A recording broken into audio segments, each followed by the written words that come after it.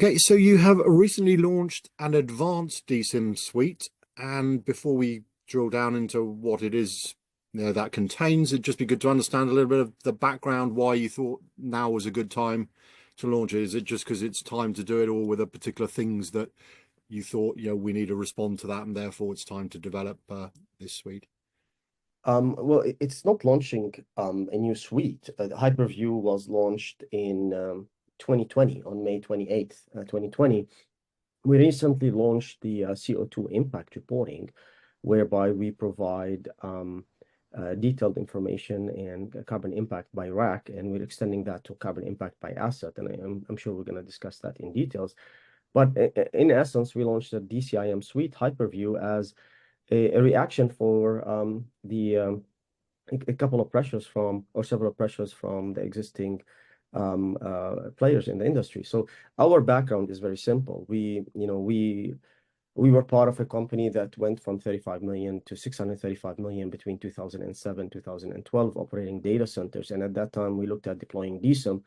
What we realized at that time is DCIM was very limited in scope, legacy, archaic, very costly, long implementation cycle, and really, honestly, failed the promise. So since then, we said, well, okay, let's focus on reinventing DCIM. From an architecture perspective, it's cloud native. That affords us the ability to deploy infrastructure in Azure and scale as needed.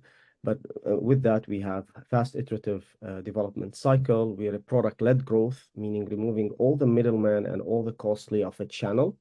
Legacy DCIM, at least there's 35 to 40% of the cost goes of overhead and sales to partners. So we're minimizing the total cost of ownership for the end customer.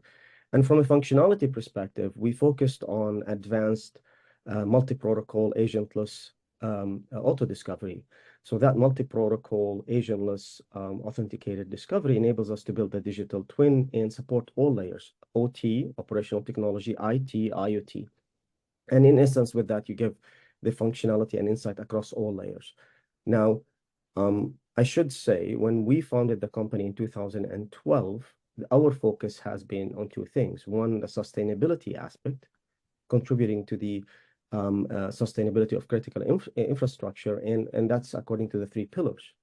One, in enhancing the economic impact and profitability of the infrastructure, reducing the environmental impact, and enhancing the social equity. And how we do that is by making critical infrastructure think. So you think about it, the essence of our platform is that digital discovery that enables us to analyze and provide insight and automate, and really provide the three things that we always talk to our customers about: secure, sustain, and streamline operations. Secure, sustain, and streamline operations, the three S's. So the recent launch was a continuation of our rapid deployment cycle and release cycle. We release features every 5 weeks. So the recent launch that we announced was the first iteration of the carbon impact reporting by rack. And I'm confident that we're going to go into the details why that matters and why we did that. Does that answer your question? Yeah, no, that's Okay. good. Great to have that. And in terms, as you say, the new features you've introduced, the carbon footprint reporting system, just quickly before we tell us about that, just be good to understand, if you like, well, what's wrong, where existing solutions around this area perhaps fall short, which is why you've come up with your shall we say different approach, or improved approach. So yeah, for sure. So as operators, if you put your operator hat, you think about what the customer wants. And what we see deficient in the current software solutions that are out there, as we talk to our customers and our partners, most of the solutions out there look at from the utility breaker out. Meaning you get a consultant saying, well, give me the last 24 months of your utility bill, and I can marry it with rich data sets that I have, and it can tell you the carbon impact for your building. Our approach is completely different. Our approach on this, we're saying, well, carbon impact reporting has to be very targeted and follow the framework that the iMasons and the Climate Accord put together, where you have to look at the carbon impact from an equipment perspective, the carbon impact of equipment and the supply chain and scope 3, carbon impact from the power consumption, which is dependent on where are you located in the source of the power and how you're operating in utilization and type of hardware that you're running. And lastly, from a materials perspective, the embodied carbon construction cost. So how do you get to that? You get to that by looking at it from the grounds up. So because we were differentiated from this perspective where we have that digital discovery, where we are able to tap into embedded sensors inside an asset, or attached sensors, or computed sensors and manual sensors. But what that means in plain English is I can look at a server and pull the IT energy from a server. And if that is not available, I can pull it from the outlet from a PDU. And if that is not available, I can pull it from an IoT sensor, and if that is not available, I can infer it from another system as well, and manually input it or via APIs. That enables me to have and provide the insight for the decision makers by asset, and then by rack, and then by location, and by infrastructure. So the idea here, to use an analogy of if you're a driver, the C-levels, what do they care about? Are we hitting the ESG targets and the carbon impact targets that we set out for 2030 or 2028? And what do we need to do now to change direction if there is like, for example, if you're driving and there's an accident, what kind of a detour do we need to make right now so we can reach on time? The second level of management, they want to look at the KPIs and say, well, speedometer, gas, and all that, and say, well, where are we with that? And that is where you start looking at it. This location is, the power source is nuclear. This location is coal. The type of workloads in that location are N+2, N+3, N+4. And the utilization on them is 10%. What can I do from that perspective to optimize? And the hardware that I am sourcing, this vendor has, carbon scope 3 impact of this versus this scope, this vendor is less and higher. So that enables you to look at it from that perspective and plan your next purchasing cycle and impact. And lastly, the operational level, you start looking at it from a target perspective on what assets we need to deprovision, what assets do we need to optimize. So you think about it, if you have 100,000 servers and they're at 10% utilization, you would want to know that. And you know that 20% of them are 7 years old, and the power profile of them is really bad. So you can shut that down, and you can see the planning from the impact perspective. So that's how we're different. The existing systems right now, they're looking at it as a money grab, in our opinion. They're looking at it, give me your utility bill, I have some information I can ingest, I can give you a snapshot and say, here it is.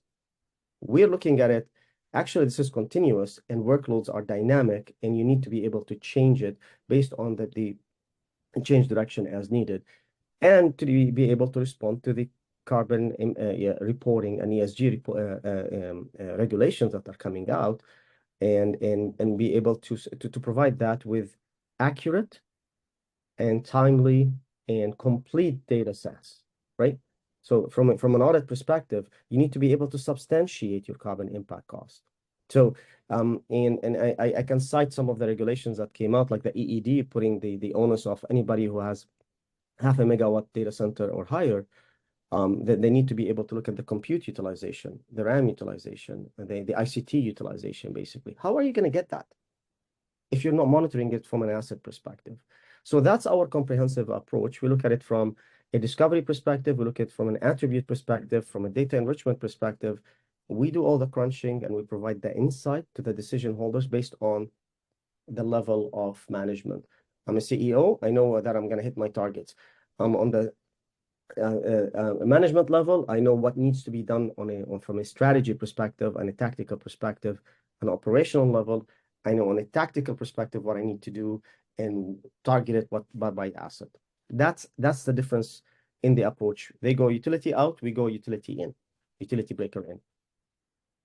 And in terms of what is the offering, is it the complete solution now, or do you have things you're going to be adding to give yourself more, if you like, feature rich? And one thing, I can't remember if we chatted previously about it, but at the moment, it sounds like you're providing an awful lot of data which humans then look at, make decisions. I guess an obvious potential add-on is some level of, automation AI, where your program can start recommending courses of action as opposed to human. Just yeah, please share where it is now and where it might be. Yeah, love it, love it, love it, love it. So for us, the work is never done, right? And because we're a cloud native platform, we release features fast, we get feedback from customers, and keep iterating fast on it. And every 5 weeks, we have a release cycle. So the first iteration of this was that was released to the public was carbon impact by rack. And the idea, and this is on a scope 2 level. So the idea here is we ingest the data, we analyze the data, we provide the insight to the customer. So now our customers are able to look at the carbon impact, a metric ton of carbon by rack. The next iteration, which is probably going to be not 4.7, 4.8, will have per asset. And then the next iteration after that will be ingesting the scope 3 information that is available and enriching it from that perspective. So the idea here is not to tell the customer go and analyze and crunch the data, but it's exactly the opposite, is provide them the insight, and that can be consumed in widgets, reporting, notifications. So imagine a scenario where you're saying, well, I want to make sure that I have the comparison between give me a notification or a report where I can see my assets by the carbon impact at a certain threshold or exceeds that, but the utilization of the asset is below that a certain threshold. Like utilization is below 40% and the carbon impact is higher because of the power costs, right? That enables you to target the workloads and say, well, do I need those workloads in this location? And this is where more attributes of those workloads come in play. Is there a latency issue? Is there a security issue? Is there a data residency issue? So that's where the decision making comes in. And that's where we're actually starting to train AI models to understand that subtle context, right? Because AI is not a wonderful thing that say, hey, I can ask any question. You get hallucinations. You need to be able to understand the context relevant to that data. So, and that's the attributes of the workloads and the attributes and the operational intelligence about those workloads and the decision-making criteria. And that's where AI becomes applicable from recommendation engine and then tapping into the control pipeline to do moving. So provide the insight based on the data ingestions and data attributes and data enrichment, and then enable the automation and orchestration via AI. So it's a journey. Yeah, no. And in terms of any other new capabilities that you've added in this iteration, or again, maybe around the corner in terms of, I don't know, reporting, the analytics, prediction, just anything else you can share as to what's new or what might be arriving in our DCIM solution anytime soon? Oh yeah, absolutely. So we're continuously adding features. So if you look at our pipeline of delivery, we it's the swim lanes, if you may. You have the core DCIM functionality around the digital twin, around the analytics, around the visualizations, around and supporting various models and protocols. That's continuous. We keep adding support to protocols to add more visibility across the insight level. Now, connectivity is an area, structured cabling, that's an area that we've been investing in. We added, and we're doing it again in this approach where we do, we did AB connection, AZ connections, we're adding modular patch panels, and then after that, IPAM and visualization and metrics. And that enables the customers to tie in the physical assets and the infrastructure with the physical connections and look at the dependency mapping, both physically and logically.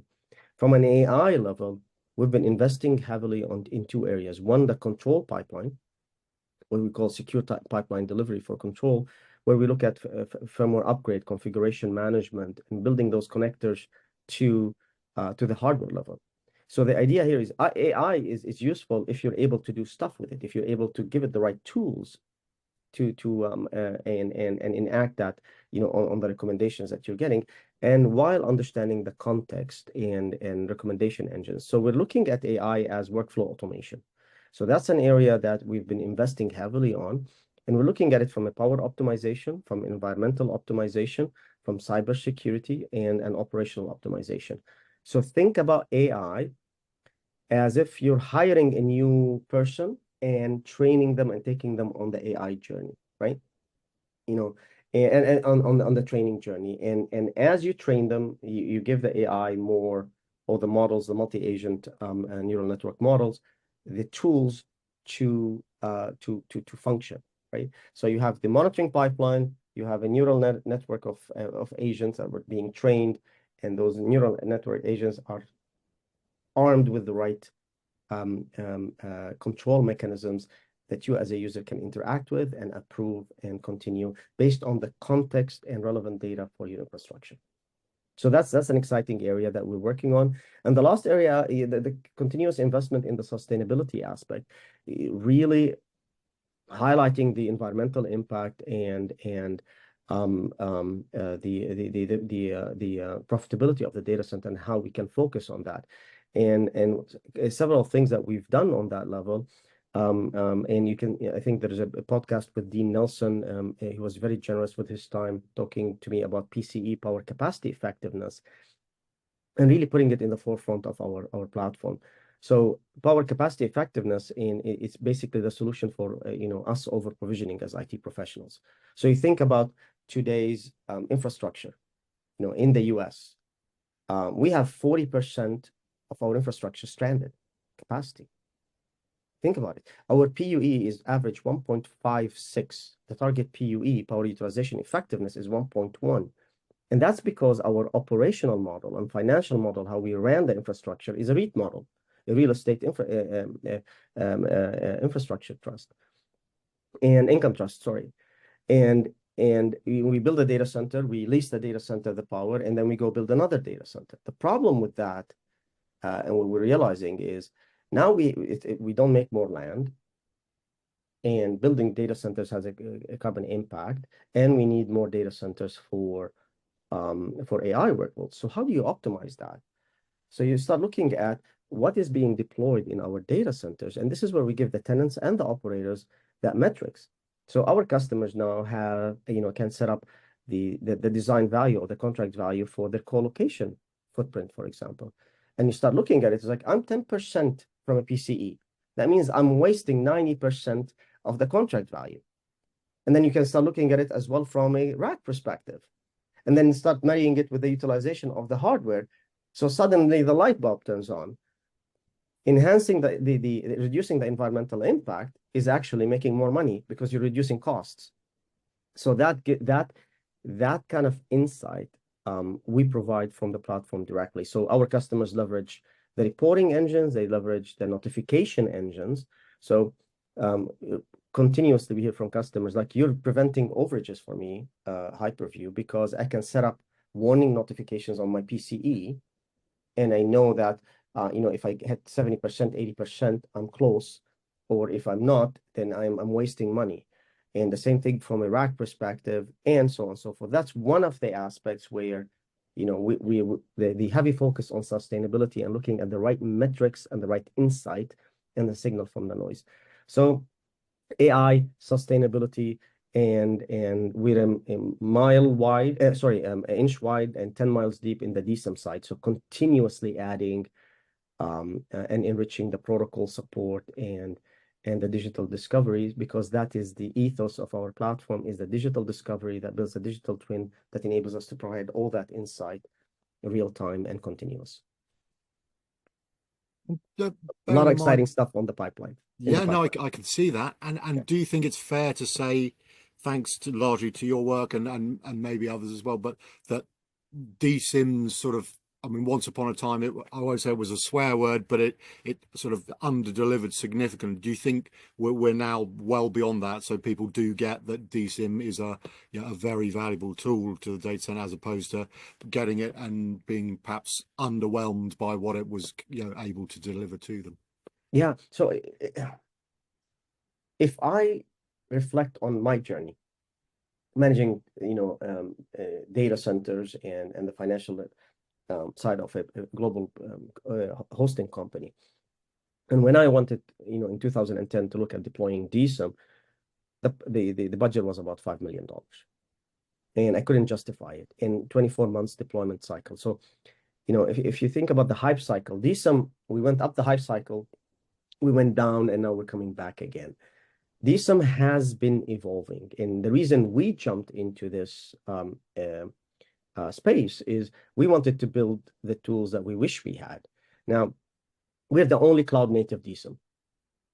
We're the only product-led growth DCIM. That means that we invest in the product and in the customer onboarding. You know, customers onboard in less than 30 days and typically in less than 10 days. Customers can start with as low as $600 and grow as they need. And we've seen the massive growth with customers because we removed the prohibition of I need a massive budget for adoption. Every day, and this is not an exaggeration. I talk to customers who would say, I have X package deployed, I have Y package deployed, I have this and that, and then it's like, here's my Excel file. I was talking to a large university yesterday, international university, and he said, well, yeah, we have this, and this, and every time we need to do something, we update the Excel spreadsheet. So why aren't you using the others? Well, the interface is archaic. This module does this module does that. So we've been very intentional how we design the product and how we deploy it. And I'm going to refer to a recent report from the Uptime Institute. John O'Brien had a discussion. You know, he was talking about how legacy DCIM providers, you need to marry it with Intel DCIM, which is now, I think, bought by ADM to get server insight. You know, think about the ask. I want you as a customer, after you invested hundreds of thousands and sometimes millions of dollars, I want you to go pay another package where Intel used to be an OEM for other other providers, that I want you to go buy another DCIM and link them together and you figure out how things work. Our approach is simpler than that. We will provide you an authenticated, agentless, a multi-protocol discovery. You have that choice as a customer to enable whatever you want to enable when you're ready, and the expert system will take care of it. And it's for $2 per asset per year. So that's where we're different. You know, we set out to reinvent DCIM, and that's from a product-led growth perspective. Customers interact with us directly. There's no extra cost from a supply chain. I actually watch a lot of your interviews with some of the players in the market who are very excited about having another partner in a region, right? And it's like, we just launched another partnership. This is a great announcement, and this will give us access to that region. But you think about that partner will charge 35% or more on the cost to cover their cost, and the customer will end up paying for it. Our approach is, no, let's eliminate professional services. Let's adopt what Azure, what MongoDB, what AWS did, invest in the product to make it usable by the customer from the first minute they touch the product. And that changes the onboarding. And we're seeing massive success. Like this year, we're tripling ARR. And I have one salesperson globally. Our investment is intentional in the product. And that manifests itself in rapid deployment cycle. Every 5 weeks, we have product releases. The responsiveness to customers, the ability to deploy anywhere Azure is in a SOC 2 Type 2 environment, and very soon other certifications as well. And we're seeing the influx of customers who are saying, well, we tried this approach, legacy DCIM has failed, and we don't like manual processes. How can we think different and to really face the challenges, the confluence of challenges that we're facing as an industry? If it is cybersecurity, if it's talent shortages and retiring workforce, is IT and edge, and ESG reporting, and now AI, where do you deploy AI workloads? So all of these forces, that confluence of forces are forcing customers to rethink and saying, well, do I have the right tools or should I retool? And all of them are causing customers to think about retooling. And we're having those discussions, and this is not an exaggeration, on daily basis. So this is there's a shift in the hype for DCIM is back, and hopefully we'll be able to fulfill that promise and delivery. So we're very excited about that, and we're very honored with the reception we're seeing from customers, Fortune 500 and Fortune 100 customers. And maybe just finally, in terms of, you outlined quite a lot of what's in the pipeline, but for the company, do you think DCIM is going to keep you fully occupied for the foreseeable future? Are you looking at other? I'm thinking, for example, I've been, observability, AI ops was what it, called, and then it's become observability. Whether you would think that DCIM is a subset of that, or you're tempted to go. Just thoughts as to whether you might be able to sort of, bring in other, if you like, aspects, or you're very much single focus is DCIM. Well, it depends on how you define DSIM. If it's legacy DSIM, you're not in observability. Legacy DSIM is manual, is archaic, is you're dependent on, I want somebody to go update data, and now you have stale data. Reinvented DSIM like a Hyperview, our ethos is digital discovery, right? So today we do polling every 5 minutes. By January, it's going to be per minute. And you think about that, you have live information from your data automatically. We even, we keep rethinking about workflows. We integrated, for example, with an RFID provider who basically strips on the side of the rack and a $2 RFID tag that can live 20 years if you want. But to automate the manual data entry, you think about it, you attach an RFID tag as you move servers and you put them, your rack elevation is accurate in real time. You don't need to print tags. You have no physical audits. So from an observability perspective, DSIM is definitely, reinvented DSIM is definitely part of that, because what do we get? We get the asset management, the attributes of the assets, what's changed on them. You get the IP audit, every IP that is used. You get the logical network layout. You get what's installed. You get the firmware management. You get the utilization. You get the environmental aspects. You get the power aspects. All of these decisions are needed for stakeholders. Carbon impact is going to be an operational cost. It's a tax, right? So you need to be thinking about it. So when you're thinking, I'm running workloads in this location, that location, how do you make a decision? Where should you be allocating resources? And part of that equation now is the scope 3 impact from a supply chain, the carbon impact from power, and the embodied carbon construction cost in that building that you're operating, because that will affect your ESG targets and carbon impact. We're heading down that path. Carbon impact is going to be an income statement line item, direct or indirect, for everybody. So how can you get that without actually tying it with the power utilization attributes of the assets and all that? And that's where we're different. And that's where that's part of the observability. That applies the same thing from a cybersecurity. Any good DCIM system has to be a good corporate citizen. The API richness and ability to interact with that data set and with other systems and become a system of record and system of truth is very important. And that's what we're hearing from our customers. Once Hyperview is being deployed and fully deployed, we become the system of record for the infrastructure, where they can leverage all our APIs to integrate with other systems. We're not a workflow engine. Customers already made choices on workflow engines. If it's Jira, GSM, or Ivanti, or ITSM from ServiceNow, pick your choice, but you need to be able to interact with them in an effortless manner. You need to be able to ingest information from co-location providers and provide that information to tenants, and vice versa. You need to be able to do that the same way. And that's only leveraged if you have the proper APIs. So DSIM is, to answer your question, yes, it is part of reinvented DSIM, is part of the observability layers. And we're seeing also extensions now where customers are saying, you're doing this for my DSIM, for my infrastructure, can you do that for my buildings? Because buildings have similar, gray areas or similar infrastructure, backlit, Modbus, SNMP, and IoT sensors, and you can manage it and monitor it in the same manner.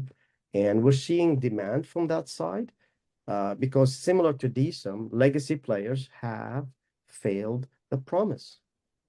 And customers want insight, want flexibility, want vendor agnostic solutions. And that's what we're attempting to deliver, and we're very excited with delivering. So you asked me, are we focused on that? Yes, we're hedgehogs from good to great. We know what we're good at, we love what we're doing, and we know how to make money out of it at the price point that we offer to our customers.